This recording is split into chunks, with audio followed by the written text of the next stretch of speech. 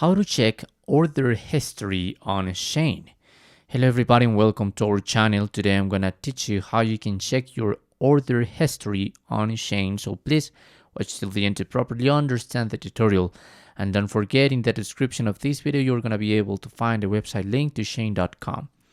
So this is quite simple. First of all, you must log in into your account here in Shein, and once you have done that, you must move your pointer on top of this icon of your profile, let's suppose, and there you have the option of my orders, and there you're gonna have your history. Your order history of all orders and some other filters like unpaid or processing, shipped, review, or returns. Okay, there are your history.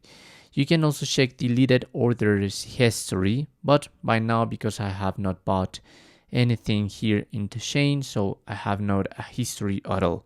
But as I told you, it is quite simple. Remember the icon, my orders, and there it is. That's how you can check order history on Shein. Thanks for watching.